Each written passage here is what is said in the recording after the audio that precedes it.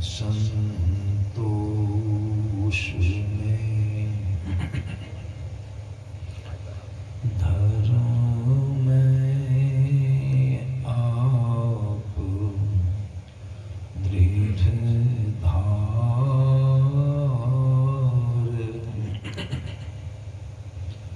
आशा एक गुरुदेव की और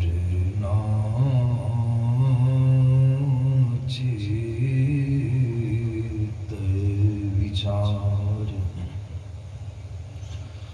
बंदों गुरुपद कंज कृपा सिंधु नर रूप हरि महामोहतम पुंज जासु वचन रवि कर निकर महामोहतम पुंज जासु वचन रवि कर।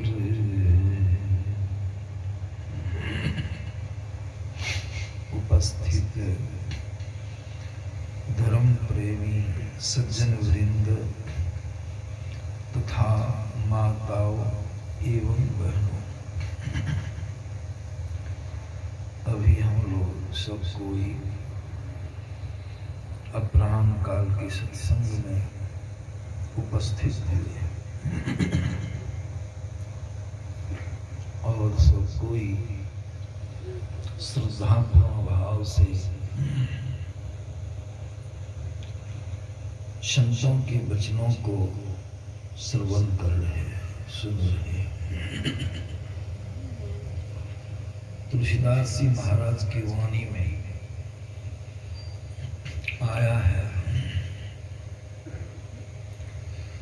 कि सत्संग में सुनने की ही प्रधानता है। पहला काम है सुनना, श्रवण करना। कलात्मक ढंग से संतों के वचनों को श्रवण करना चाहिए और सुनने की कला किस ढंग से हमको श्रवण करना चाहिए, इसकी कला संतों ने कहा है कि मृग से सीखनी चाहिए। मृग जो श्रवण करता है शब्द को, शब्द का बड़ा प्रेमी मृग है, जिसकी नाभि में कस्तूरी का वास होता है, सबको जानते हैं। यद्यपि मृग को उसकी नाभि में जो कस्तूरी रहती है उसका ज्ञान नहीं है। सुने होंगे जब उसकी नाभि की कस्तूरी की सुगंधी मृग की नाक तक आती है हवा के जरिए, और उसको जब सुगंधी का आभास होता है, उस सुगंधी की गंध के लिए मृग व्याकुल हो जाता है। उसको सुगंधी इतनी अच्छी लगती है कि मृग जानना चाहता है कि आखिर यह है कहाँ। अब सोचिए, जबकि उसकी नाभि में ही है, और नाभि से सुगंधी निकलती है तो हवा के जरिए उसकी नाक के समीप आती है तो उसको सुगंधी मालूम पड़ती है। उस सुगंधी को प्राप्त करने के लिए अवश्य व्यग्र हो जाता है, व्याकुल हो जाता है। लेकिन उसको मालूम है कि सुगंधी कहाँ से आई है, इसीलिए संतों ने इसका बड़ा सुंदर उदाहरण लोगों को देकर सुनाते हैं। जिस तरह से मृगा की नाभि में कस्तूरी है और मृगा को कुछ पता नहीं है, तो वह खोजता भी है, कहाँ कहाँ खोजता है। खोजत गिरी, गिरी मना पहाड़, तरु, तरु मना वृक्ष, लता लत्ती, खोजत गिरी तरुलता भूमि धरती, और बिल, बिल को भी सूंघता है, मुंह सटा करके सूंघता है। हंसी की बात है कि नहीं। उसकी ही नाभि में कस्तूरी है, लेकिन अज्ञ पशु मृग खोजता तो जरूर है, लेकिन खोजने का स्थान उसका गलत है।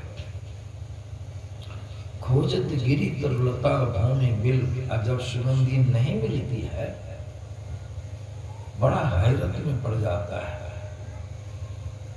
और मन में ख्याल करता है, आखिर सुगंधी है तो कौन है।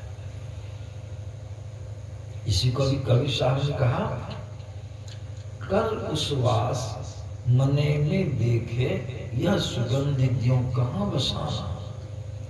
लंबा लंबा श्वास लेके छोड़ता है और विचारता है कि आखिर यह सुगंधी है तो कहाँ है। उसी प्रकार हमारे अंदर में वे राम रमन करने वाले सब जगह हमारे अंदर में भी हैं, लेकिन हम अज्ञ मनुष्य, गुरु ज्ञान से हीन मनुष्य नहीं जान पाते हैं कि वो हमारे अंदर में है। उसको हम लोग खोजते हैं। मृगा कहाँ खोजते हैं?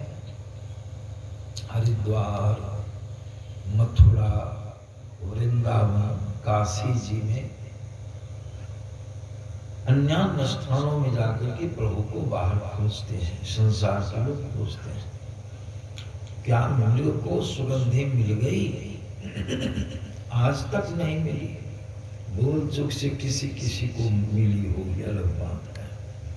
उसी प्रकार बाहर ढूंढने वालों को आज तक ईश्वर देखिए, लेकिन इस मर्म को जानने वाला व्याधा,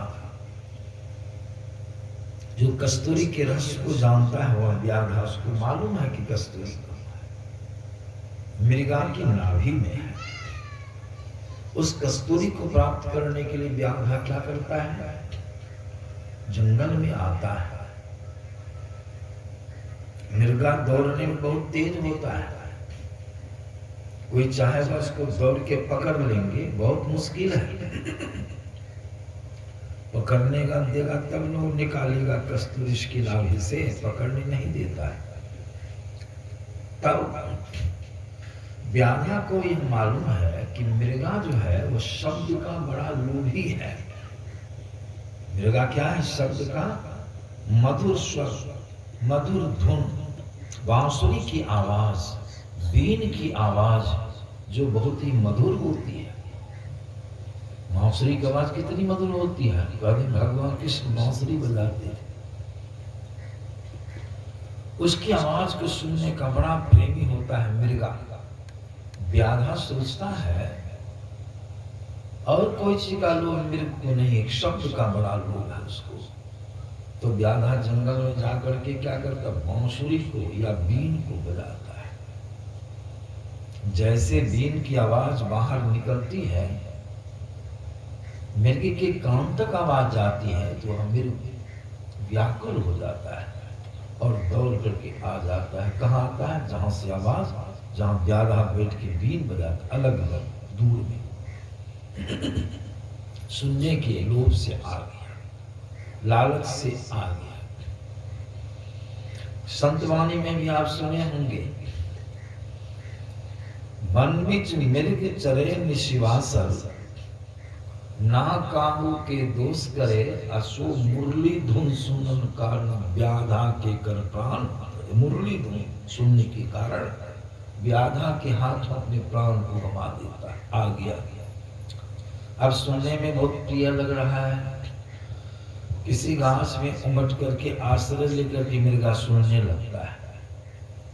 अब ये सुनने की कला देखिए कैसे सुनता है मृगा। जिधर से आवाज जाती है बांसुरी की, उधर ही अपनी दृष्टि को रखता है। अपनी दृष्टि आंखों को किधर रखता है? जिधर से आवाज आती है। चाहे उसके पैर पर, पांव पर चींटी ही क्यों न चढ़ जाए, उसको भी नहीं हाथ लेके दूसरे पांव से उसको इधर उधर कर सकता है। एक टक। हम लोग तो सत्संग सुनने में इधर उधर देख भी लेते हैं, ताक भी लेते हैं, घूमते हैं कि नहीं, सर घुमा के देख लेते हैं कि नहीं। और मृग एक टक अपनी दृष्टि को उधर ही रखता है जिधर से शब्द आता है। सुनते सुनते इतना मुग्ध हो जाता है, शरीर की सुधि खो देता है। वृक्ष पर जब उंगट के सुनता है या कहीं कहीं खम्भ गाड़ देता है, ज्यादा ढीला करके खम्भ, खुट्टा जिसको कहते हैं, उंगट के सुनता है, अधिक शरीर का भार हो गया, खुट्टा ढीला से गड़ा है, खुट्टा गिर गया, मृग भी डरमरा के गिर गया। जब मृग गिर जाता है, खड़ा रहने नहीं हो पाता है, वो क्यों? उसको ठहना नहीं होती है। हम लोग को ठहना है ना, मोड़ लेते हैं, ठहना को फिर पसार लेते, उठ जाते हैं। अमेरिका को ठहना नहीं होती, अगला पांव सीधे रहता है, गिरने के बाद उठने नहीं पाता है। कितना प्रेम है सुनने से, सो देखिए उठने नहीं पाता है, परिणाम क्या होता है? अब व्याधा बीन बजाना बंद कर देता है, बांसुरी बजाना बंद कर देता, कान उसका बंद गया। इतने वर्ष उसको काम था। मृगा को पकड़ लेता है, अब पकड़ के उसकी नाभि को चीर देता है, उससे कस्तूरी निकाल लेता है, मृगा की मृत्यु हो जाती है। कहीं कहीं प्रसंग आया है, सुने होंगे, जब बांसुरी बजाना बंद कर देता है, मृगा उसकी पकड़ में आ जाता है, तो मृगा कहता है, गरीब व्याधा, भले तुम मेरी नाभि को चीर करके कस्तूरी निकाल लो, लेकिन अपनी बीन की मधुर आवाज को सुनने दो, उसको बंद नहीं करो। कितना प्रेम है। प्राण चला गया, जान चली गई, लेकिन सुनने में एक रत्ती भी कसर नहीं किया। संत महात्मा आवाज तो कितनी अच्छी थी, बीच में तो और क्या करते, आवाज तो बढ़िया है ना। श्री सदगुरु महाराज की तो जो आवाज दे देते उसको फिर बीच में इधर उधर मत कीजिए। श्री सदगुरु महाराज की जय। इसीलिए सुंदरदास जी महाराज की वाणी में आया है,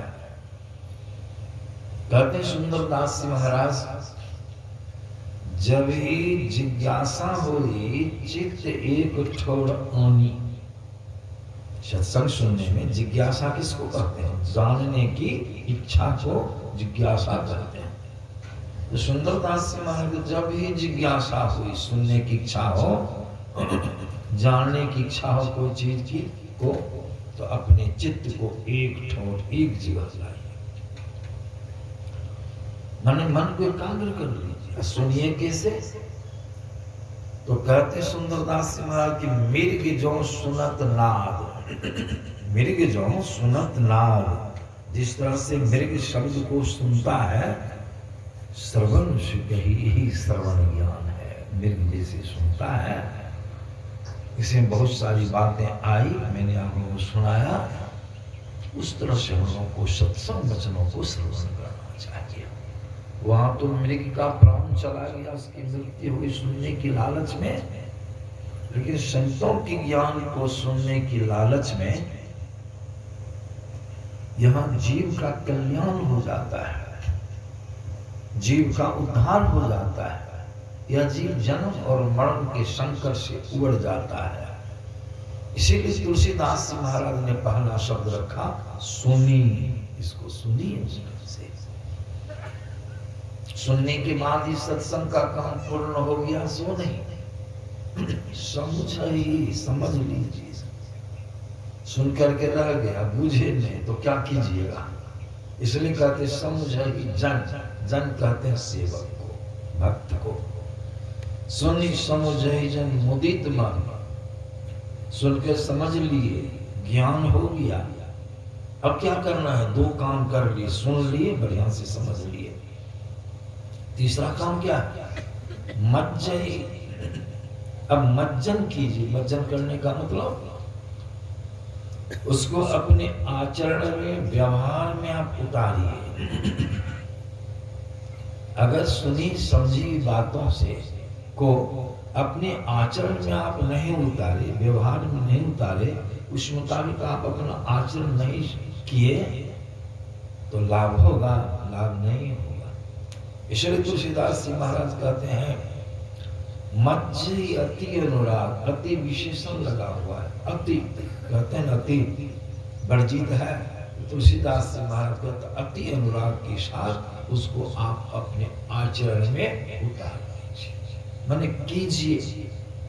और जब करना शुरू कर देंगे तब तुलसीदास जी महाराज क्या बतलाते हैं, देखिए दोहा बराबर पाठ में सुनते हैं आप लोग। सुनि समझई जन मुदित मन, मज्जई अति अनुराग, तब लहई तब लीजिए। क्या लीजिए? लेने में तो बड़ा मन लगता है, लेकिन कहते हैं बिना सुने समझे, बिना किए प्राप्त होगा नहीं। लहई चार फल, चार फलों की प्राप्ति होगी। अच्छा तनु शरीर रहते यानी कि मरने के बाद लोग कहते हैं गोदान करवाते हैं, बहुत लोग गोदान करवाते हैं जीवित में।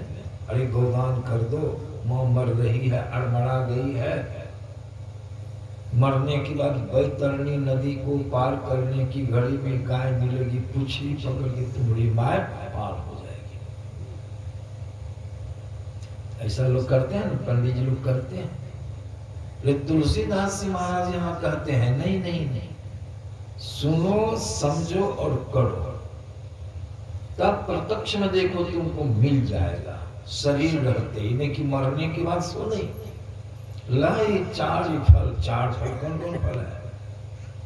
अर्थ, धर्म, काम और अंत में मोक्ष।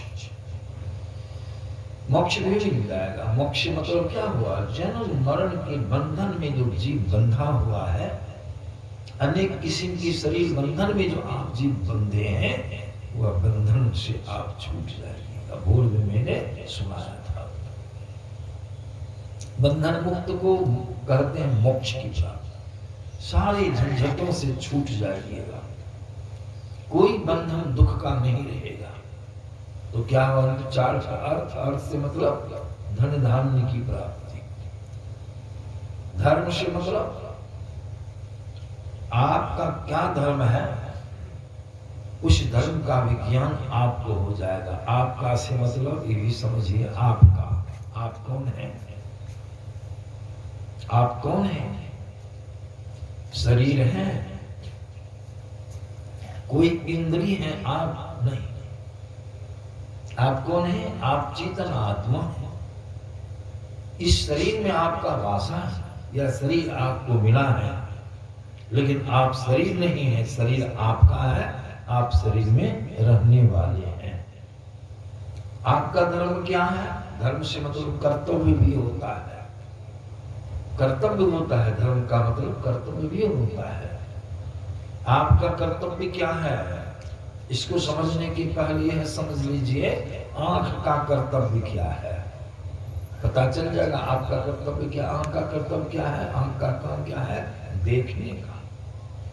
कान का काम क्या है? सुनने का। नाक का कर्तव्य क्या है? सूंघने का। जिह्वा का कर्तव्य स्वाद लेने का। और चमड़ी का काम क्या है? स्पर्श का सुख प्राप्त करने का।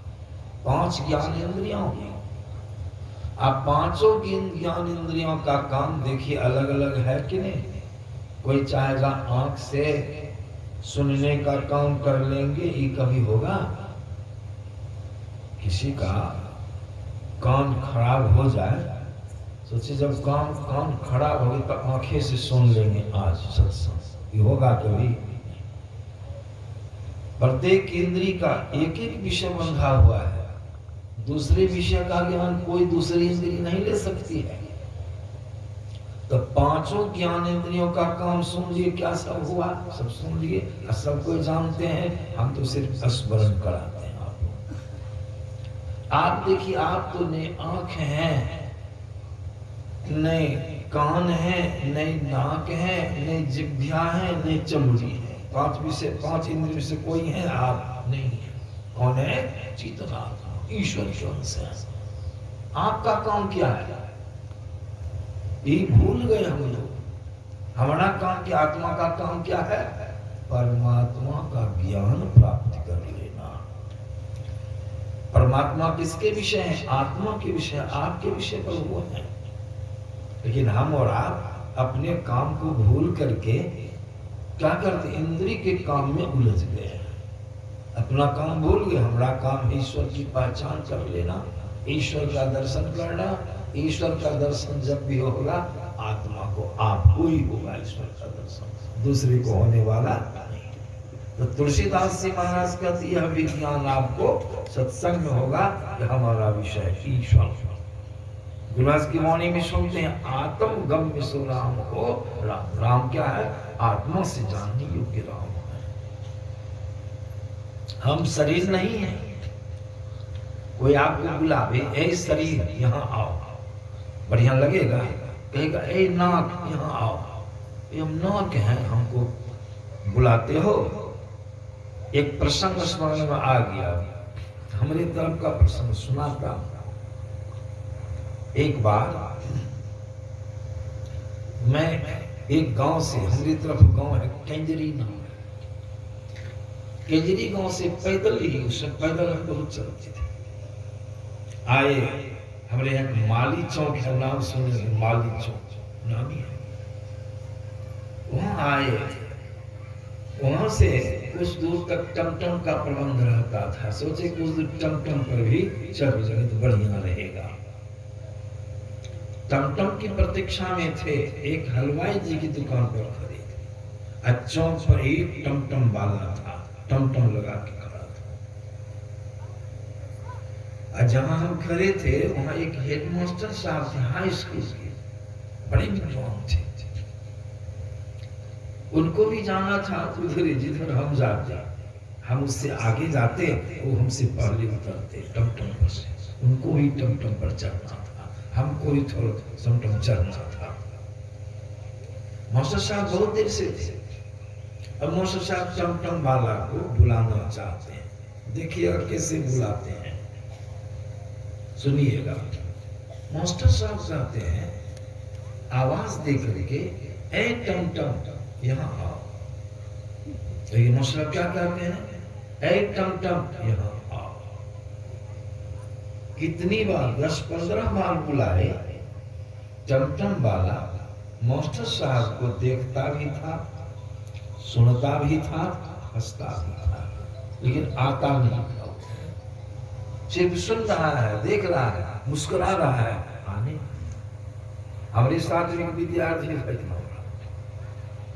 इस दृश्य को देख करके मास्टर साहब बुलाते थे, टमटम यहाँ आओ, टमटम यहाँ आओ, वो भी नहीं करता था।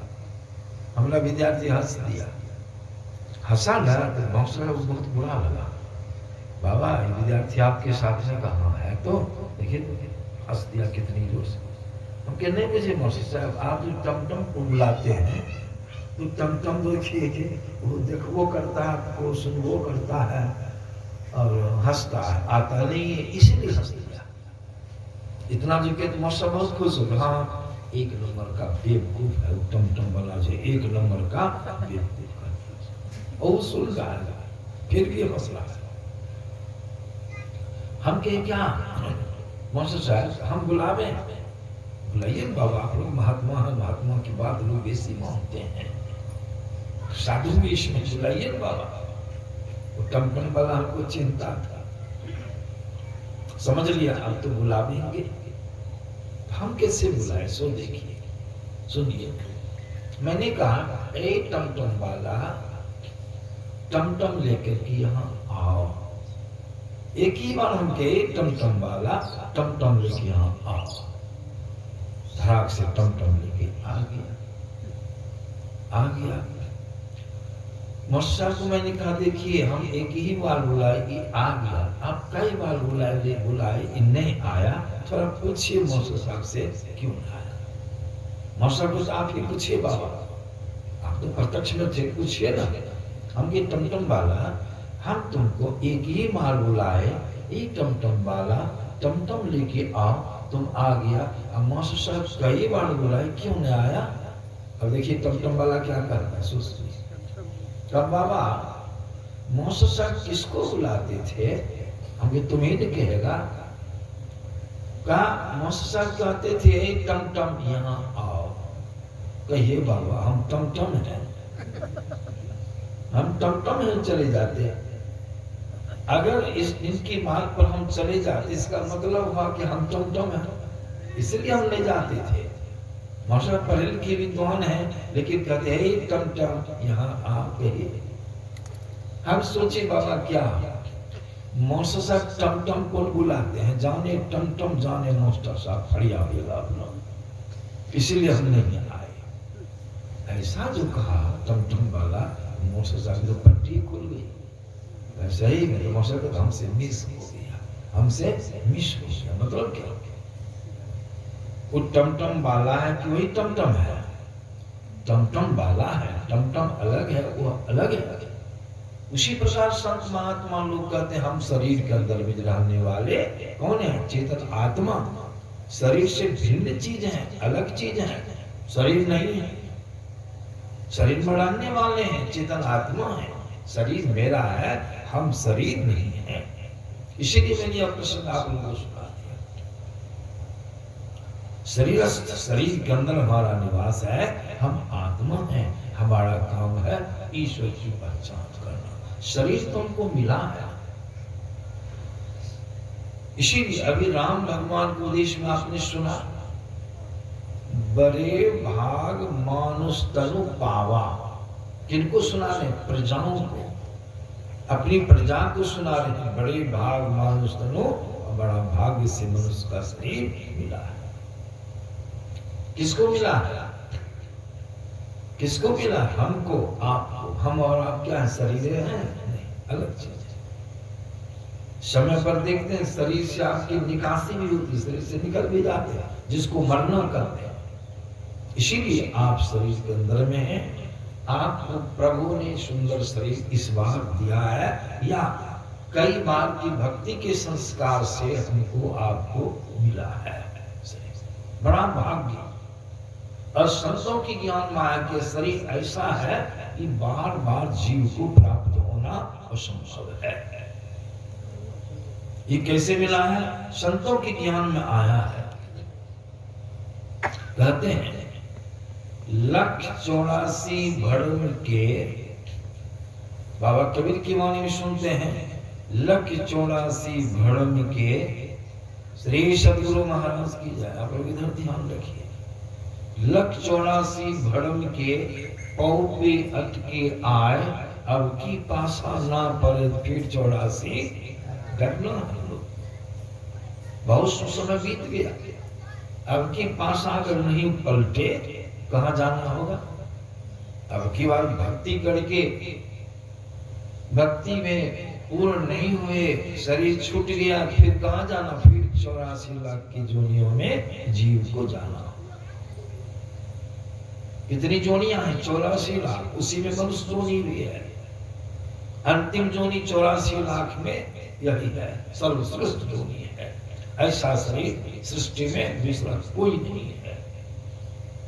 अब की बात चित्त हो जाने के बाद, गिर जाने के बाद एकाएकी जितने शरीरों का नाम सुने हैं, सब शरीरों में जाना होगा इस जीव को। राम भगवान की वाणी में पाठ में सुने, आपको ख्याल होगा भगवान रामचंद्र जी कहते हैं आकर 4,84,000 जोनी भरमा। कौन? आकर 4,84,000 जोनी भरम दिया। इशारा किया जीव अविनाशी, ये अविनाशी, आपका नाश नहीं होता है, लेकिन एक शरीर से दूसरे शरीर में आना जाना होता है। आप अविनाशी। सोचिए, थोड़ा विचारिए। अभी तो मनुष्य शरीर में है, और शरीर छूटने के बाद फिर कर्म अनुसार अगर ईश्वर का भजन, ईश्वर की भक्ति, सत्संग ध्यान नहीं किए, इस शरीर को पशुवत बिताए, पशु के समान जीवन बिताए, इसका परिणाम कितना खराब होगा। फिर आपको मनुष्य शरीर के अलावा जितने शरीरों का नाम सुनते हैं, देखते हैं, सब में जाना होगा। सुख होगा कि दुख। एक तो यह शरीर भी दुखाना ही है, सुनिएगा। लेकिन इस शरीर को छोड़कर अगर यह जीव किसी दूसरे शरीर में चला जाए तब क्या दशा होगी? आपकी ही जीव चला जाए, उसमें क्या होगा? भगवान राम कह रहे हैं आकड़ चार। आकड़ माने खानियां चार हैं, कैटेगरी चार हैं, दर्जे चार। चार दर्जों में 84 लाख किस्म का शरीर है। चारों दर्जों का नाम भी सुन लीजिए, जानते तो होंगे ही बहुत लोग। अंडज, पिंडज, अंकुरज और उखमज। अंडज प्राणी जो अंडा से जन्म लेता है, पिंडज प्राणी जो माता के गर्भ से जन्म लेता है, अंकुरज प्राणी वनस्पति घास वृक्ष अंकुर होकर के वृक्ष बनता है। उखमज किसको कहते हैं? उखमज उरीस है, चीलड़ है और मक्खन है, बहुत सारे कीटाणु हैं जो गंदगी से फट जाता है, उसका जन्म हो जाता है गर्मी से, पसीनों से उसका जन्म होता है, उसको उखमज कहते हैं। चार खानियां हुई, इस चार खानियों में 84 लाख किस्म की योनियां हैं। यही जीव हम आप सभी योनियों में भ्रमण करेंगे। अभी मनुष्य शरीर में है, भगवान राम ने कहा साधन धाम, इसमें सब साधन है, जो चाहिए कर लीजिएगा। लेकिन पशु को जिस तरह से हम लोग को 2 हाथ है, 2 पांव है, किसी पशु को 2 हाथ पांव देखे हैं? नहीं, 4 पांव ही है, 4 पांव। पशु पर, गाय पर लेख लिखते हैं, मास्टर साहब देते हैं, तो नहीं कुछ जानने पर एक पंक्ति तो सब जो लिख देते हैं। क्या लिखते हैं? गाय एक चौपाया, घोड़ा एक चौपाया पशु है, हम लोग को 2 हाथ और 2 पांव। ये कितनी बड़ी व्यवस्था है। हाथ वाला पांव से नहीं हो सकता है, लेकिन पशु को पांव है, हाथ नहीं है। कष्ट है कि नहीं? भोजन में हम लोग क्या खाते हैं? कितनी सब्जियां हम भी खाए आज। रोटी है, दाल है, भात है, चटनी है, सलाद है, ये क्या कहते हैं, सहजन की सब्जी भी खाए, सब कुछ खाए, दूध भी खाए, कितनी किस्मों की चीजों को खाए। आप लोग भी भंडारा खाए होंगे बढ़िया से। मनुष्य शरीर में है तब ना। आप कोई पशु को देखे, पशु क्या खाता है, क्या भोजन है? पशु का भोजन प्रत्यक्ष लोग देखते हैं। कबीर साहब की वाणी में आया है, सूखी तृण आगे धर दे तो घास भूसा नहीं पे। सूखल घास, सूखी घास बैल क्या खाता है, गाय क्या खाता है? हम लोग यहाँ मकई की खेती बहुत होती है, अपने आश्रम की भी खेती है मकई की, अच्छी फसल है। भुट्टा छील करके दाना हम लोग निकाल लेते हैं, अच्छा ठेर की कुट्टी कटवा करके उस कार में रख देते हैं और उसको पानी में शांत होता है। मन लगेगा खाने में। अभी कोई दे दे तो, अभी कोई दे दे भंडारा में कहीं ऐसा लोग कर दे, ठठेरे की कुट्टी खूब बढ़िया चुन्ना गुंडा लगा के परोस दे, क्या दशा होगी? तिल मिलाइए जाइए, गोसाई अच्छी अच्छी। ऐसा हुआ एक प्रसंग कभी कभी इस समय में सुनाते हैं। एक सत्संगी के यहाँ 2 बाबा गए, 2 महात्मा पहुंच गए, लेकिन सत्संगी जो थे दोनों बाबा अपरिचित थे। जैसे हम तो अपरिचित हैं, तो परिचित कुछ आदमी से हो गया तो आए हैं यहाँ पर, अब सबसे परिचय पत्र हो रहा है, सबको हम भी पहचानने का प्रयास कर रहे हैं, देखते हैं। लेकिन वो बाबा जो आए सत्संगी यहाँ तो आ गए, बुरे भटके किधरों से आ रहे थे, कहीं विश्राम करना था, बाबा को भोजन का समय हो गया। लोगों ने कहा मुख बाबू है, 1 नंबर के सत्संगी चले, साधु से भी हैं, चले जाए। बाबा चले गए, सत्संगी सही में एक चौकी विशाल बाबा विराजमान हो गए, चरण और सब पखार लिया, हो गया। सत्संगी जो था बहुत तेज था, सोचने लगा कि बाबा का परिचय पत्र लेना चाहिए, कौन बाबा कितने पानी में है। ढेर पता लगाने में लग गए सत्संगी, कैसे लगाएंगे, दाव में थे। कुछ पेंच उनको ख्याल में आ गया, इस पेंच से पता चल जाएगा। एक बाबा को पैखाना लग गया, कमंडल में जल लिए और बिहार की ओर चले गए। पहले शौचालय का इतना प्रबंध नहीं था, तो बड़े घर शौचालय। हम लोग भी जाते थे बहुत जगह, लोग सत्संगी लोग गड्ढा खोद करके घेरा दे के बनाते। अब तो कहना ही क्या है, बाबा चला जाए।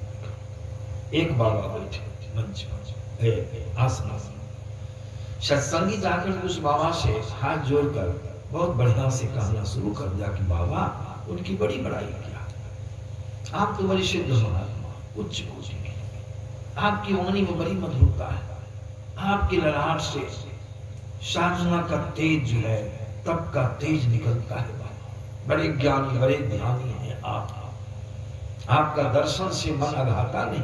लेकिन वो जो बाबा अभी जो गया पैखाना फिरने के लिए, वो तो हमको बड़े भद्दे मालूम पड़ते हैं, उनमें न ज्ञान है, न ध्यान है, न तप है, न तेज है। ये बाबा बड़े खुश हो गए, उसकी निंदा अपनी बड़ाई से बहुत खुश हो। बाबा क्या कहते हैं, हाँ जी सही तुम पहचाने, वो बाबा थोड़े है जी, वो महात्मा थोड़े है, नहीं नहीं करना क्या है बाबा, वो अरे क्या कहीं जाते हैं तो साथ उसको ले लेते हैं, उसको घुमाते फिरते हैं। अरे वो तो एक नंबर का बैल है, देखिए उसको कह दिया बैल है। सत्संगी बनाते बुझ गया, वाह तेज काम कर गया, वो बैल है। अब इनका पता उससे चले जाओ। वो आए रखना, फिर का कल्लाच बन करके पांव धोए, अपने आसन पर विराजमान हो गए बाबा। अब थोड़ी देर में इस बाबा को ही पैखाना लग तो बच गई बैल बाबा। सत्संगी ने कहा उनको उसी तरह से उसकी कड़ी बड़ी बड़ाई किया, बाबा क्या क्या आपके दर्शन से मन अघाता है, आप तो मेरी उच्च कोटि की संत हैं, आपकी ललाट से तप का तेज निश्चित होता है, आपकी वाणी में कितनी मधुरता है, ज्ञानी है, ध्यानी है, महान। लेकिन वो जो बाबा आपके साथ में है, बाबा जो पैखाना फिरने के लिए गए हैं, वे बड़े भद्दे विचार के हैं, न ज्ञान है, न ध्यान है, न तप है, न उसी बाबा की तरह ये बाबा भी प्रसन्न हो जाते हैं, बहुत खुश हो जाते हैं। हाँ सही तुम पहचान की, अरे बाबा थोड़े है, महात्मा थोड़े है, करना ही नहीं करना क्या है बाबा वो, अरे क्या क्या उसको तो हम साथ में घुमाते फिरते हैं, वो तो एक नंबर का गधा है। अब देखिए उसको कह दिया गधा, आई उसको कह दिया बैल। सत्संगी ने सोचा वाह हमारे यहाँ एक बैल आया है, एक गधा आया है, अब भोजन का व्यवस्था भी हमको ही करनी है। और एक बर्तन में रविया भुस्सा धो धखार के फुला के रखा, चुन्ना मुंडा लगा कर, अब दूसरे बर्तन में थोड़ा छिल्ला छिल के दूरी वाला धो करके कुतर के नन्ना नन्ना नमक तेल लगा कर दोनों को ढक दिया। बाबा को बिछावर बिछा के बुला के बैठे बाबा। बाबा जो आए मन सुहावना के, मन सुहावना क्या बढ़िया बढ़िया भोजन साधु महात्मा कितना बनाते हैं, खाएंगे हम याद रात में कितनी चीजें, हमारे नाम भी भूल जाता, दिनेश बाबू और उनका पुत्र विवेक जी उतना खा ही नहीं सके, इतना खाइए बाबा खाइए। तो बाबा मनसुआ बना के आए, खूब बढ़िया खाओ भोजन खाएंगे, पेट क्या खाएंगे। बैठे सत्संगी ने दोनों के सामने में ढक करके बर्तन से ढक करके दोनों बर्तन रख दिया, कहा हुजूर भोग लगाइए, बहुत प्रेम हुजूर भोग लगाइए।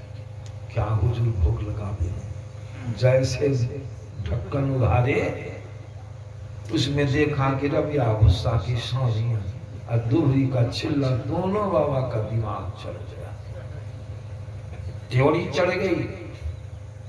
बाबा संबित हो जाते, स्वाभाविक बात है ना, हम ही आए हाँ हमें को रबिया भूसा का गुणगान बना के दे देते, कहाँ है इतनी दूरी पर, देखो ऊपर बाबा को गुस्से में, अरे मूर्ख है तुम, मूर्ख है। नहीं बाबा क्या कोई गलती हुई, गलती हुई और ठाक करो गलती हुई। अरे मनुष्य का भोजन है, मनुष्य का भोजन है, मनुष्य का भोजन, मनुष्य काम है बाबा, क्या हम लोग क्या है, पशु है? कई भोजन है मनुष्य का, मजाक करता है। सत्संगी ने का बाबा स्मरण दिलाया, एक बाबा का आप ही ने कहे थे इनके बारे में, खाना की आपने कहते एक नंबर का बैल है, यही है। उस बाबा का आपने कहते इनके बारे में एक नंबर का गधा है, कहे थे की। तो दोनों बाबा दूसरे को टुक टुक देखने लगे। टुक टुक बीमारी तो हम ही दोनों लगाए, कौन लगाया बीमारी? यही है, एक तो ज्ञान ये है किसी की निंदा नहीं करनी चाहिए। दूसरी बात इसलिए मैंने प्रसंग सुनाया, जो मनुष्य का भोजन नहीं है, पशु का भोजन, हड्डियां तो तिलमिला तो गए जरूर, लेकिन संत महात्मा लोग कहते मनुष्य शरीर प्राप्त करके ऐसा कर्म करते हो जिसका परिणाम होगा जब पशु शरीर में जाओगे तो क्या, जिस भोज्य पदार्थ को देके तिलमिलाए हो, क्या उसको खाओगे कि नहीं? पशु खाएगा कि नहीं खाएगा? खाना ही पड़ेगा। कितना कष्ट होगा बोलिए, जो इतनी इतनी अच्छी अच्छी चीज खा कर गया मनुष्य शरीर में, इसको व्यर्थ बर्बाद कर दिए, अब पशु शरीर में जाएंगे तो वहां तो खाना ही पड़ेगा, कोई उपाय नहीं बचने का, खाना ही पड़ेगा। सुअर शरीर में जीव चला जाएगा तब क्या होगा? थोड़ा विचारिए, डरने इससे डरना भी है। सुअर शरीर में अगर चले गए तो सुअर का भोजन क्या है? सुअर क्या खाता है? विष्ठा खाता है, विष्ठा। कुत्ता क्या खाता है? देख लीजिए। इसीलिए संत लोग कहते हैं जो शरीर अभी हम लोग को प्रभु ने दिया है, परमात्मा ने, कैसा शरीर है? एक नंबर का शरीर, उच्च कोटि का सर्वश्रेष्ठ शरीर है, जबकि अभी दुखालय ही है, इसमें दो राय नहीं है। भगवान राम अपने मुखार में से कहते हैं, बड़े भाग मानुष नरु पावा। क्या विशेषता इसके अंदर, इसकी महिमा इतनी क्यों बतलाई गई है? भगवान राम स्वयं कहते हैं साधन धाम, चौपाई में पढ़े ना, साधन धाम, सभी साधनों का एक घर है, सब साधन इसके अंदर। इसी को स्वामी विवेकानंद ने शिकागो में कहा था, वहां के लोगों से कहा था, मनुष्य का जो मस्तिष्क है यह अछूर पुस्तकालय का भंडार है, पुस्तक का भंडार में, पुस्तकालय का, और उसकी कुंजी है मन की एकाग्रता। और मन की एकाग्रता होती है एक बिंदुता में, इसलिए संत मत में बिंदु ध्यान का महत्व बताया गया। स्वामी विवेकानंद ने कहा था यह मनुष्य का मस्तिष्क साधन चीज, और साधन का नाम ऋषि मुनि में आप सुनिएगा, शिव संकलित तंत्र के मंत्र में आया है, भोर में कभी कभी पाठ होता है तो हम लोग सुनाते हैं। इसके अंदर में क्या है? भगवान राम ने तो कह दिया साधन धाम, धाम, और उसमें कहा गया है देहस्था सर्व विद्याश्च, देहस्था सर्व विद्याश्च, इसके अंदर में सारी विद्याएं हैं। देहस्था सर्व विद्याश्च, देहस्था सर्व देवता, 33 करोड़ देवताओं का नाम सुने, इसके अंदर सब विराजमान। सोचिए, देहस्था सर्व तीर्थानि, जितने किस्म के तीर्थों का नाम सुनते हैं, सदग्रंथों में बाहर में तीर्थ है, सब तीर्थ इसके अंदर में समान। जो ब्रह्मांड सो पिंड, जो ही ब्रह्मांड सोई पिंड, अंतर कछ वह नहीं। जो विश्व ब्रह्मांड संसार में जो चीज है, जितनी चीज है, सारी चीज इस ब्रह्मांड। सोचिए, इसी को कीर्तनिया से भजन गाता है, सुने होंगे, कोई सत्यनारायण भगवान की कथा करवाता है, या विश्वकर्मा पूजा के अवसर पर कीर्तनिया लोग आते हैं, कीर्तन गाते हैं, सुने हम जैसे पर लोग दोहा गाते, क्या गाते हैं? दोहा, सदा भवानी वाहिनी सन्मुख रहे गणेश, पंचदेव निरक्षा करे ब्रह्मा विष्णु और महेश। कहा 5 देवता, मुख्य देवता 33 करोड़ों में मुख्य देवता 5 है और उस मुख्य में 3 देव ब्रह्मा विष्णु महेश। चंद्रलोक का देश शरीर के अंदर में सब कहाँ कहाँ है सो समझान लीजिए। सदा भवानी दाहिनी, सदा मन हमेशा, सदा मन हमेशा भगवती भवानी, भगवती दाहिना भाग में भगवती का वासा, सदा भवानी दाहिनी। सन्मुख, सन्मुख क्या है? शरीर की मस्तक के नीचे सामने में क्या है? गुदा मार्ग, पैखाना मार्ग जिसको कहते हैं, जिस पर हम आधारित होकर बैठे हैं उसको मूलाधार चक्र कहा गया है।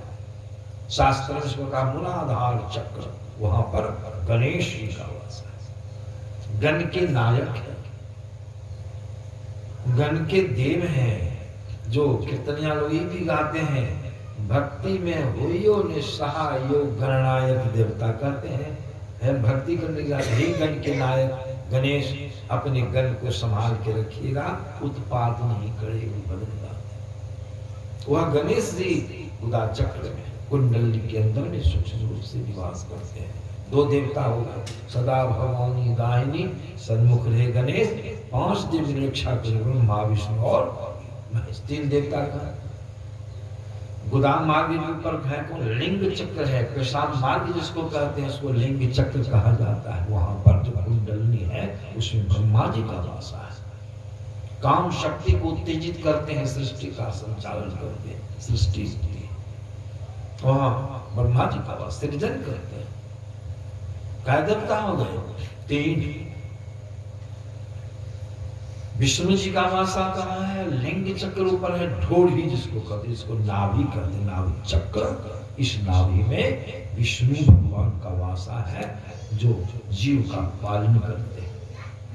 उनका काम है पालन करने का। एक देवता रहे शिव जी। शिव जी कहाँ है?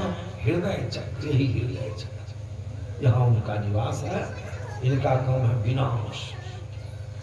ब्रह्मा जी का काम है सृजन, विष्णु जी का काम है पालन और शिव जी का काम है विनाश। हृदय के दौड़ा को रोक दिए, हृदय का दौड़ा रुक गया, प्राणांत हो गया, जीव शरीर को त्याग करके।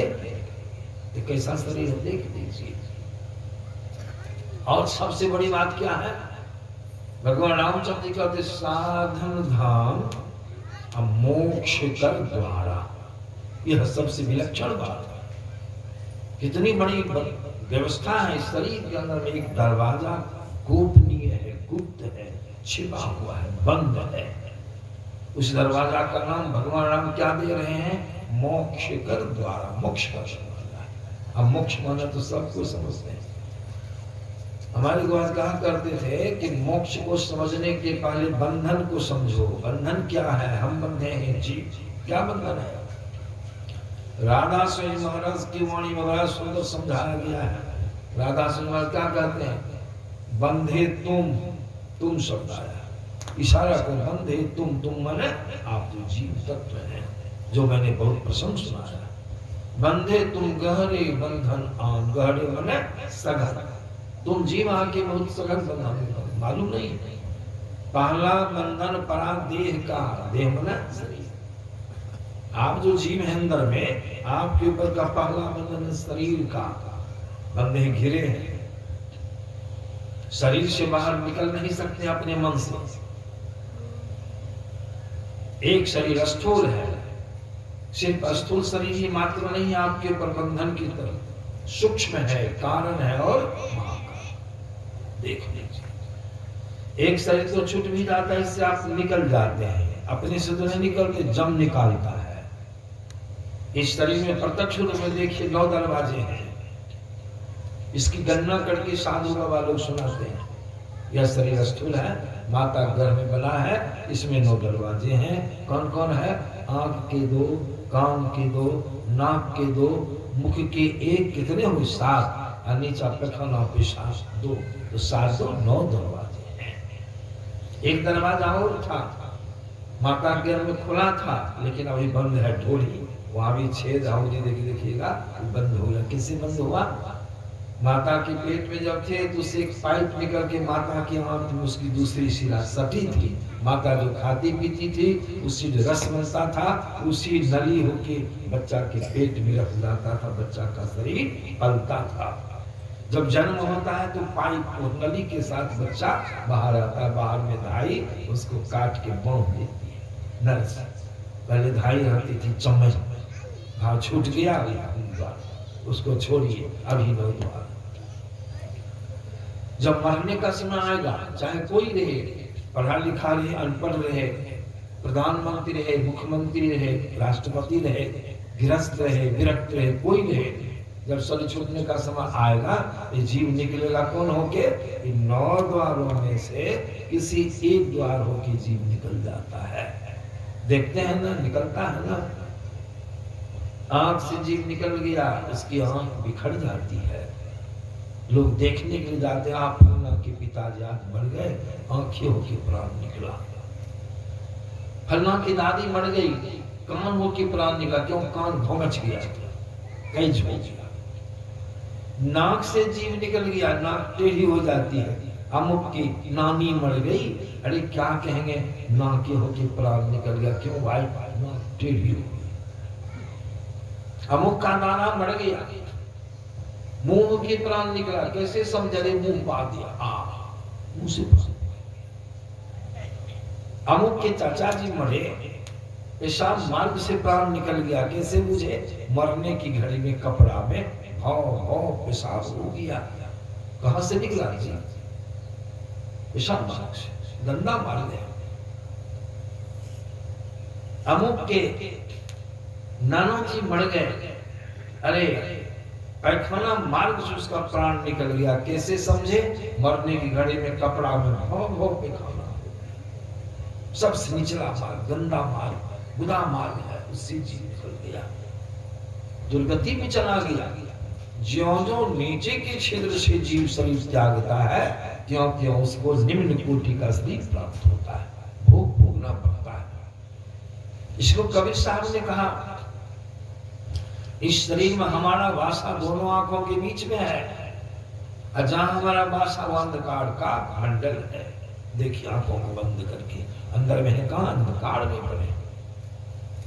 9 द्वारों से शरीर छूट गया, जीव निकल गया। इसको बाबा कबीर ने कहा, नैनो माही मन बसाए। नैनो माही बहुवचन शब्द है, दोनों आंखों के बीच में जीव का वासा है। निकस जात 9 ठोर, 9 जगह से जीव शरीर से निकलता है, और 9 दरवाजा पर यहाँ के खड़ा हुआ। ये देखिए तो आंख सबसे ऊपर का दरवाजा है, आंख में ही गंदगी किच्ची है, वो बढ़िया चीज नहीं है। आंख से नीचे का दाग कान है, कान में गंदगी, उसका नाम है गुज्जू, बढ़िया चीज नहीं है। कान से नीचे नाक है, नाक छिद्र में क्या है? नेटा, लकटी आदि है, बढ़िया चीज है नहीं। और ज्यों-ज्यों नीचे उतरती जाए गंदगी बढ़ती जाती है। नाक से नीचे मुंह है, मुंह में क्या? थूक, लार, बहुत नीचे उतरिए, पेशाब मार्ग, पेशाब पैखाना मार्ग में पैखाना बढ़िया है। ज्यों-ज्यों नीचे उतरते हैं गंदगी बढ़ती जाती है। यह नरक द्वार है, जम द्वार है। और जो साधन भजन नहीं करता, इसी द्वार से उसकी निकासी होती है। आयुष्य निकासी होने पर निम्न कोटि की शरीर में जाता है। 84 शरीर में जीव को जाना पड़ता है। 9 द्वार। एक शरीर छूट जाने के बाद जीव निकला, यह नहीं कि फ्री होके निकला सोने, यह भी ख्याल रखना है। अंतर का जो शरीर है, सूक्ष्म कारण महाकारण, ये तीनों शरीर जीव पर तीनों बंधन लगा रहा है, फ्री नहीं हुआ। और 3 बंधनों के लगे रहने के कारण पुनर्जन्म हो जाता है कर्मानुसार। वह तीनों शरीर अपने आप मरने वाला नहीं, उसी तीनों शरीरों को भगवान राम कहते हैं। आपके अंदर जो दरवाजा है मोक्ष का, उसको 10वां द्वार भी कहा गया। उस द्वार को खोल के जो जीव निकलेगा, वो 3 शरीर उसका छूट जाएगा, उसको मोक्ष हो जाएगा। इसीलिए उन्होंने कहा, साधन धाम मोक्ष कर द्वारा, मोक्ष का दरवाजा है, लेकिन किधर है? बाहर में नहीं है, बाहर में है दरवाजा, यही 9वें द्वार है। सबसे ऊपरला द्वार आंख का है, आंख तक आते आते गंदगी समाप्त हो जाती है, और उसका नाम है 10वां द्वार। जिसको भगवान राम ने कहा मोक्ष कर द्वारा, उसको भगवान ये हमारी गुरुदास क्या लिखते हैं पदावली में, अभी कोई भजन गा रहे थे, हम सुन रहे हैं। उसमें आया तन नव द्वार रामा, अति ही मलिन ठामा, त्यागी चलो दशम द्वारे, असुख पाओ रे। देखिए 10वां द्वार हमारी गुरु का नाम रखा 10वां, क्यों? यहाँ तक 9वां, इसके ऊपर में वह दरवाजा है, उसका नाम है 10वां। बाहर से बंद है, अंदर में है, लेकिन अंदर में भी अंधकार का पर्दा फाटक लगा हुआ है। उस फाटक को किसने लगाया? जमराज ने लगाया। क्यों? ये भी जान लीजिए, संतों के ज्ञान में आया है, यह शरीर और यह संसार स्थूल जगत यह जम के अधीन है। इसका मालिक ऑपरेटर जम ही है। इसीलिए संतों ने, यह शरीर तो बढ़िया जरूर है, लेकिन संतों ने दूसरी दृष्टि से भी बतलाया, यह शरीर एक किस्म का कारागार है। गुरुदास की वाणी माया है तो बढ़िया, मोक्ष का दरवाजा लगा इसमें बढ़िया है, लेकिन कहते हैं संत लोग, गुरुदास की वाणी में, यह दुनिया बंदी गृह जम के, शरीर क्या कैद खाना किसका? जब इसका मालिक जम है, जम के दिन में इसका सारा कनेक्शन है। जम अच्छा नहीं है, बहुत निर्दयी है। जैसे लाउड स्पीकर है, उसका सब जरिया किसके जिम्मे है? सब कनेक्शन उसका ऑपरेटर है, उसके जिम्मे में है, उसके बस में है। वह उसी प्रकार सुनो सच काल दर्शित ही, गुरु महाराज को कह दिया जम का कारागार है, बंदी गृह है, जीव बंदी रहे। शरीर तो बढ़िया जरूर है, लेकिन बंधन है, इसके अंदर हम बंधे हैं। जीव बंदी रहे, घेरा घिरा, निकल सकते हैं। शरीर में कोई कष्ट होगा तो निकल सकते हैं, बाहर नहीं, बंधे हैं, फ्री नहीं, स्वतंत्र नहीं। इसीलिए भगवान राम ने मोक्ष शब्द का प्रयोग किया। मोक्ष का दरवाजा है। अब क्या कहते हैं? पाई ने जेही, इस पर ध्यान देना है विशेष। पाई ने जेही, ऐसे शरीर को प्राप्त करके जिसने, जो आदमी परलोक नहीं बनाया, परलोक शब्द आया। परलोक माने क्या हुआ? बहुत पाठ बराबर हम लोग श्रवण करते हैं, परलोक शब्द आया। परलोक का मतलब क्या हो? पर माने ऊपर, पर माने ऊपर, या पर माने दूसरा। इसका घर है, पर का घर है, दूसरे का घर है। अभी कौन लोक में है? शरीर में है। कौन लोक में? विचारी अंधकार लोक में है। अभी कौन लोक में है? अंधकार लोक में। कवि साहब में आया, एक तो अंधेरी कोठरी, एक तो कैसा शब्द? एक तो मन लगता है दूसरों दिक्कत है। एक तो अंधेरी कोठरी, एक तो कोठरी अंधेरी है, और दूसरी दिक्कत क्या है? जा में दिए ने बाती हो दिया बल्ब, बटन दाबी बल्ब जल गया। बटन दाबी बल्ब इतना सस्ता नहीं, बड़ा महंगा है। यही समस्या है। हम मनुष्य अंधकार की कोठरी में पड़े, उसमें है क्या क्या? बहुत खतरनाक चीज है। यही समस्या, इसका डर हम लोगों को नहीं, मनुष्य को नहीं डरता नहीं। एक तो अंधेरी कोठरी, जा में दियो न बाती हो, परिणाम कितना खराब होगा? बहिया पकड़ी जम ले चले, कोई संगी ना सारोही जम जीव को पकड़े। है प्रबंध किए हैं, उसी लिए भगवान ने उसका दिया कि जम के नगर से, जम के धाम से तुम अपने आप को ऊपर उठा लो, परलोक में चलो, दूसरे प्रकाश में चलो, शब्द में चलो, मतलब ब्रह्मांड में चलो। अभी पिंड में है, दोनों आंखों के बीच में है, 9 द्वार में भ्रमण करते हैं, ब्रह्मांड में चलो। त्यागी चलो दशम द्वारे, सुख पाओ रे भाई, गुरुदास गाते हैं। इसीलिए शरीर प्रभु ने दिया। ऐसे तो एक संत के राधा स्वामी महाराज, जिनकी वाणी मैंने सुनाया, बंधे तुम गहरे बंधन आन, पहला बंधन परादेह का, दूजा तिल आया पुरुषा जान। इसी को कहते राधा स्वामी महाराज। दूसरी जगह बड़ा प्रेम से कहते, हम जीव को संकेत करते हैं, सखी री क्यों देर लगाई, चटक चढ़ो नव द्वार, इस नगरी में तिमिर समाना भूल भरम हर बार। खोज करो अंतर उजियारी, आज छोड़ चलो नौ द्वार। देखिए ज्ञान की बात है, छोड़ चलो नौ द्वार मतलब इस नगरी में तिमिर समाना, इस निकटता सूचक शब्द है। कौन नगरी में? जिस नगरी में अभी हम आप जी पड़े हैं शरीर पर। तिमिर समाना, तिमिर माना अंधकार समाना, प्रत्यक्ष अंधकार में बैठे, बाहर में रोशनी, सूर्य का प्रकाश है, पेट्रोमैक्स का भेपर का प्रकाश, लेकिन आपके अंदर में हमेशा काल ही अंधकार। इसलिए अंदर की रोशनी की खोज करो, अंतर प्रकाश प्राप्त करो। हमारे गुरुनाथ कहते खोज करो अंतर उजियारी, दृष्टिवान कोई देखा है गुरु भेदी का, चरण सेव कर भेद भक्त पा लेता है। निष्देश्वर कदम पर कर कर अंधकार फट जाता है, पीली नीली लाल सफेदी स्याही सन्मुख आता है। अंदर में रोशनी है। भगवान राम ने भी हनुमान जी जैसे भक्त को कहा, रामनवमी का दिन था कल, शायद परसों स्पीकर, परसों था रामनवमी 10 तारीख को। भगवान राम देखिए हनुमान जी से भक्त को, कितने बड़े भक्त हैं हनुमान, और उनको कहते हैं बहुशास्त्र कथा कंथारो मंथन मूर्थे किम, मुक्ति को परिषद का श्लोक। बहुशास्त्र कथा कंथारो मंथन मूर्थे किम, अर्थ क्या हुआ? हे हनुमान, अनेक शास्त्रों की कथाओं को मथने से क्या फल? हनुमान जी हाथ जोड़े खड़े, प्रभु तब क्या करें? भगवान राम के सामने में खड़े, सामने में करें, उपदेश क्या करते हैं?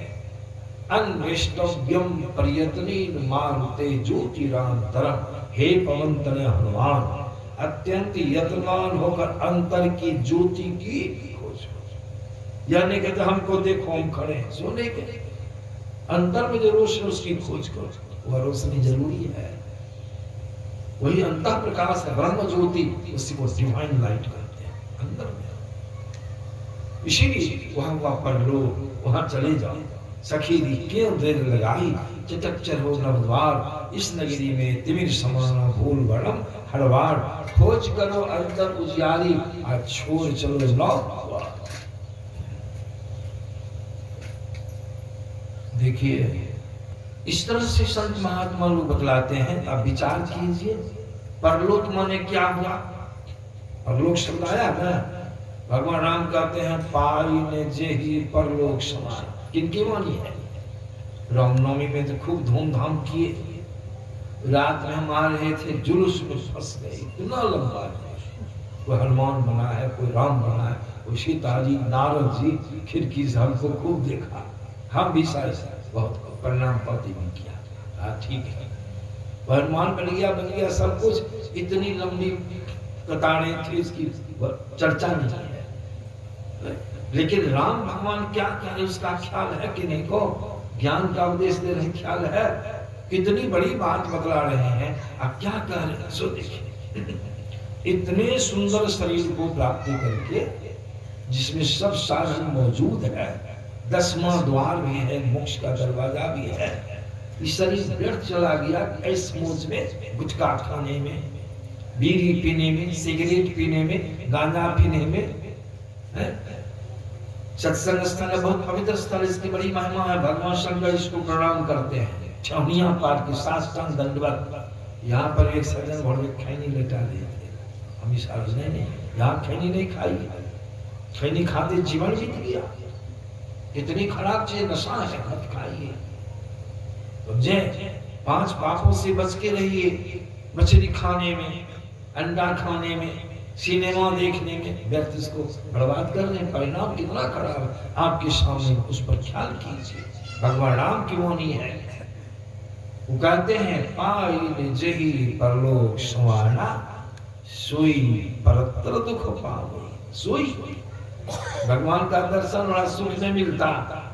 हम लोग जहाँ मूर्ति बना के कितना खेला कर दिए, और जहाँ प्रत्यक्ष में है भगवान अपने मुख से कहते नगर वासियों, ऐसे शरीर को प्राप्त कर परलोक नहीं बनाया, अंधकार से प्रकाश में नहीं गया, पिंड से ब्रह्मांड, परलोक का मतलब ब्रह्मांड, अभी पिंड में इहलोक, ब्रह्मांड परलोक हो गया।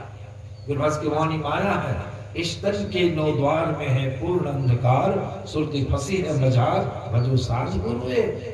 मध्य में अंधकार के मध्य आपकी सुरती फंस गई, गुरु की शरण में जाइए। गुरु भेद दे वही सार, असली भेद गुरु बता देंगे।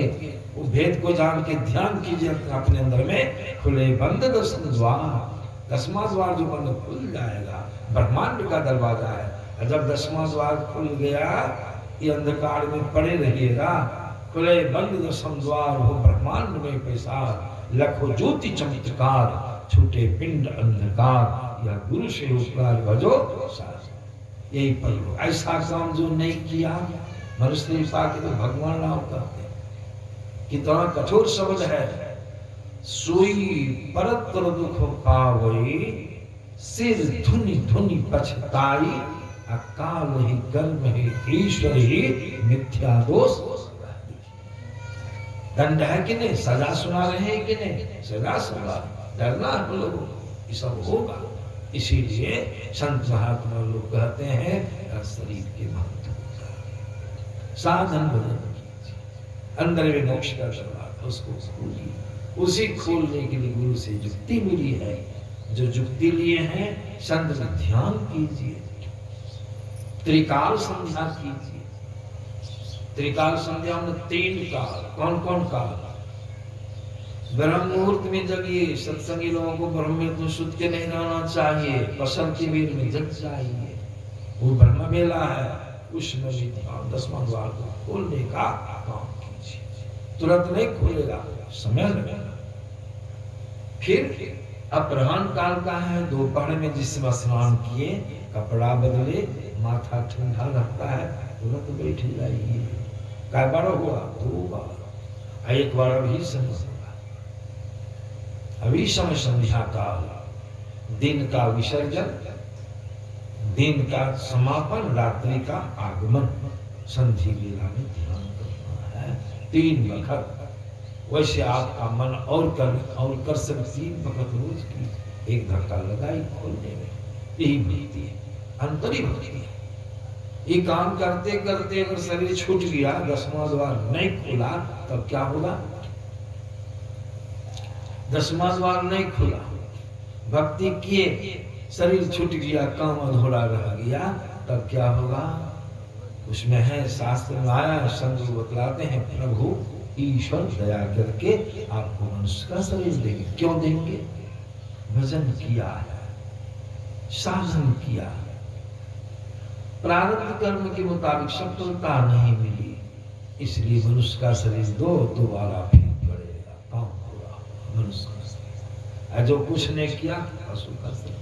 फिर एक तरफ से घूमिए, 2.25 अरब बरस संतों ने इसका हिसाब आंकड़ा निकाला है।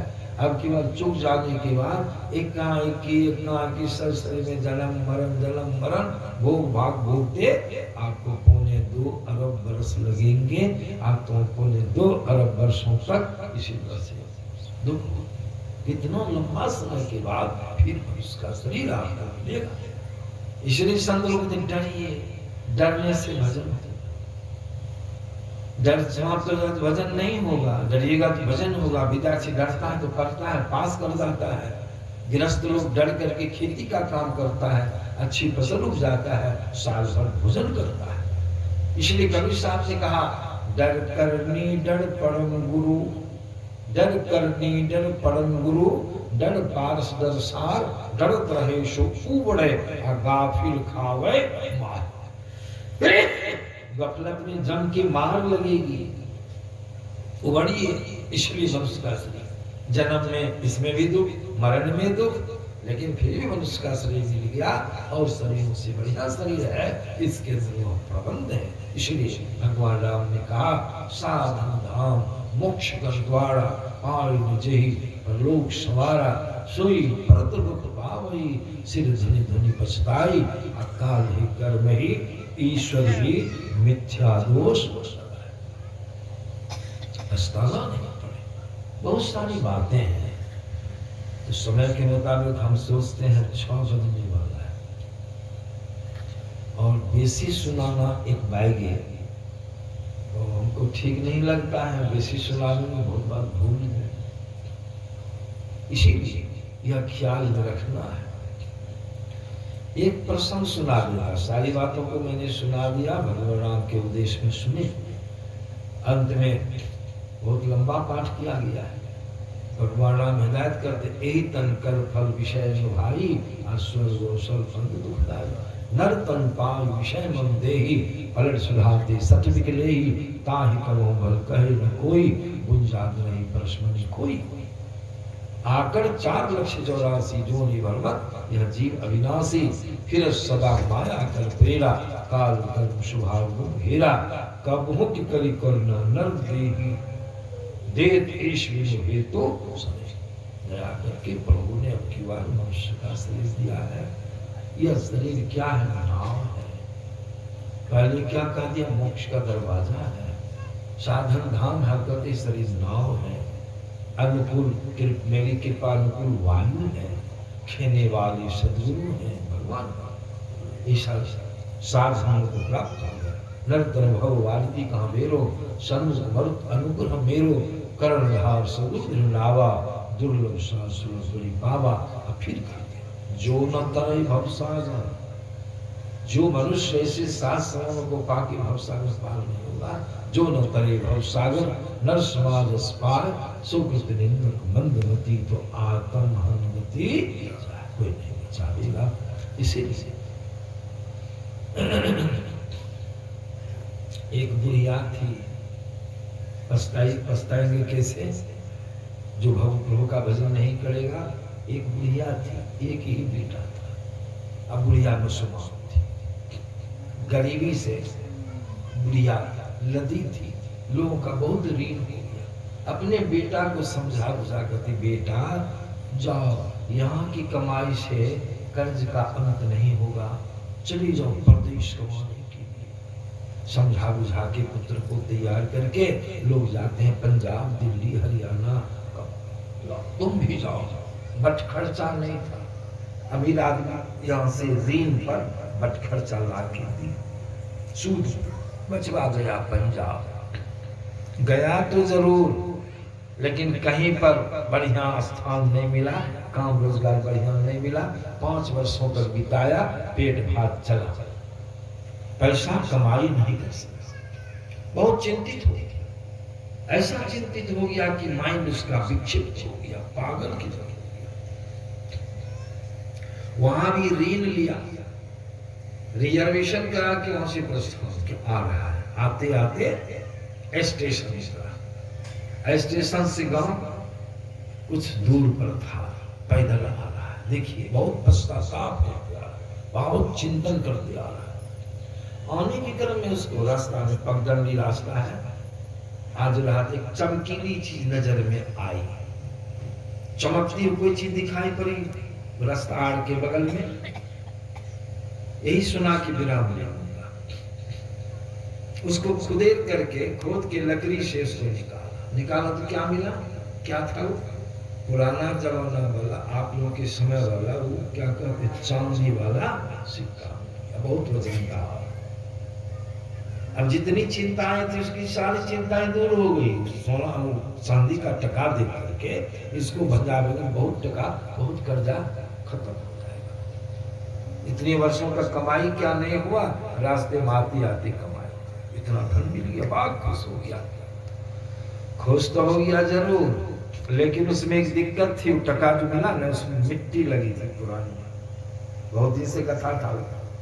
चुटकी से छोड़ाया, नहीं छोड़ा, नहीं छूटा। बगल में एक नदी बहती थी, पानी तो कम ही था, भट्ट होना के लगभग पानी था, लेकिन पानी का रफ्तार बहुत तीव्र था।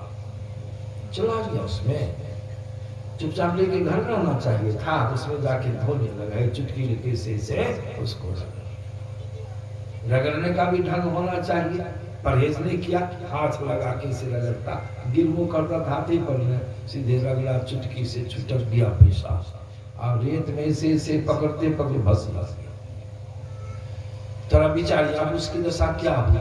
नहीं कमाया तो दुख था, चिंता थी। अब बिना कमाए हाथ में आया हुआ धन निकल गया, तब क्या दशा होगी? वह किंग कर्तव्य विमूढ़ हो जाता है। बक हो गया बक। और इस बात पर चिंतन किया, बेकार धोया, नहीं धोया था वही बढ़िया था, बेकार धोया नहीं धोया, यही को रटते रटते समझे ना, उसका माइंड जो था इसने इतना चिंतन किया, क्यों धोए, नहीं धोए तो बड़ी उसका माइंड स्लिप कर गया, पागल हो गया। पागल हो गया तो खाली यहाँ से निकला, ताल ठोकते हुए, ताल लगाते हुए, यही सब जो जिस बात के चिंतन में पागल होता है उसी बात को रटता, क्या कहने लग गया, धूल से बिन धूले बढ़िया। यही शब्द उसके मुंह से हम सब निकलना शुरू हो गया। आया हित मित्र कोई मिले नहीं, कहो समाचार के धूल से बिन धूले बढ़िया। माता जी को प्रणाम नहीं किया, माता जी हृदय से लगाई, वही धूल से बिन धूले बढ़िया। बुढ़िया समझ गई, पगला हो गया, धन जो नहीं कमाया, दिमाग इसका गड़बड़ हो गया, हे भगवान क्या होगा, नहीं कमाया नहीं कमाया, स्वस्थ होकर लौटता, बहुत चिंतित हो जाती। एक डॉक्टर साहब से बुलाए, गाँव में के थे, दिखाई, डॉक्टर साहब अच्छे थे, इलाज कर दिए, सुई दिए, टेबलेट दिए, युवक को नींद आ गई, सो गया।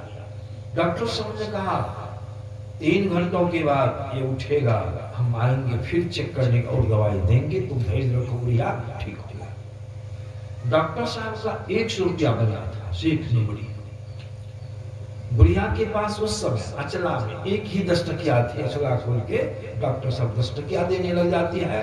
बुढ़िया डॉक्टर साहब क्या करते हैं, अलगी दिमाग के थे, नमरी में पूरी नमरी लेते थे, खुदरा करके नहीं लेते थे, क्यों, खुदरा टका खर्चा हो जाता है, इस बात का बड़ा डर रहता था डॉक्टर, और नमरी को तिजोरी में बैंक में गिराते थे।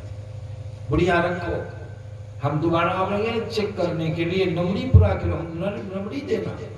बुढ़िया कहते जाइए डॉक्टर बाबू आइएगा तो हम नमरी ही देंगे आपका, ठीक है रखो। डॉक्टर साहब चले गए। 3 घंटों के बाद युवक की नींद टूटती है, जग गया।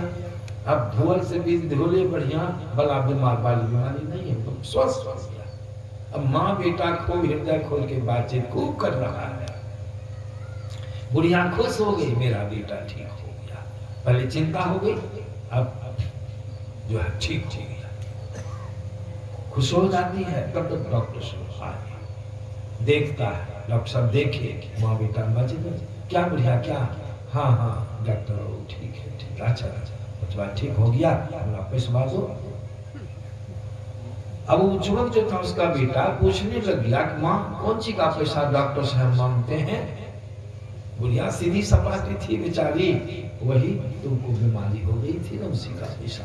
कौन बीमारी, तो खोदिया के पूछे। बुढ़िया सीधी सीधी बता देती है, वही बीमारी, धूल से बिन धोले बढ़िया। कहने भर की देर थी, उसको फिर बीमारी धर ली। अब बीमारी धर लिया तो ताल ठोक के आने में चला गया, नाचने लगा, कहने लगा धूल से बिन धोले बढ़िया।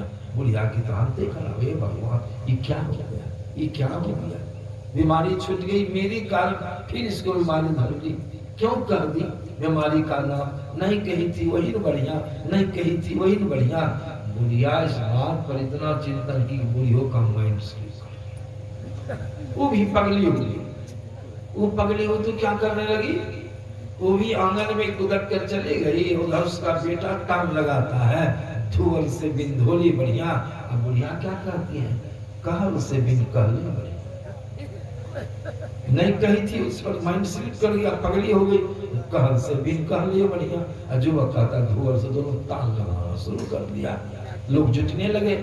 और डॉक्टर साहब गांगना में खड़े थे, उनकी तो हालतें खराब हो गई, सोचने भगवान क्या हो गया, अनर्थ हो गया, अनर्थ हो गया, ये दोनों फिर पगला गया, हमारा क्या होगा, नमरी कहाँ जाएगी, जो 10 टकिया दे रही थी वो भी हम छोड़िए दिए, कम से कम 10 टकिया भर तब ले लेते तो मूलधन भी ऊपर हो जाता, क्यों नहीं लिए 10 टकिया, क्यों नहीं लिए 10 टकिया, नमरी की कार 10 टकिया छोड़ दिए। इस बात पर डॉक्टर साहब इतना चिंतन किए कि डॉक्टर साहब का माइंड स्लिप। और डॉक्टर साहब क्या कहने लगे, देखिए बुढ़िया युवक कहता धूल से बिन धोले बढ़िया, बुढ़िया कहती है कहल से बिन कहले बढ़िया, और डॉक्टर साहब कहते नमरी से 10 टकिए बढ़िया। तीनों तीनों का शब्द देखिए, इसीलिए मैंने प्रसंग सुना, तीनों का शब्द कैसा है। तीनों के शब्द को ध्यान से देखने पर, सुनने पर मालूम पड़ता है तीनों पश्चाताप के अग्नि में जल रहा है। युवक भी पछता ही रहा है, नए धरे थे वही बढ़िया, पछता रहा है कि नहीं। अब बुढ़िया भी पछताती, नहीं कही थी वही बढ़िया, बेकार कर दिया। अब डॉक्टर साहब क्या नहीं पछताते, वो भी पछता ये रहे, नमरी से 10 टकिए बढ़िया। इसीलिए भगवान राम की वाणी में सुने, इस समय जो आएगा अंत समय हम भी पछताएंगे। भगवान की वाणी है, इसलिए हम लोग आप जितने हैं सबको भजन करें, ध्यान करें, 5 पापों से बच के रहें, हम लोग का शुभ होगा, कल्याण होगा। इन्हीं शब्दों के साथ अभी का सत्संग विसर्जित किया जाता है।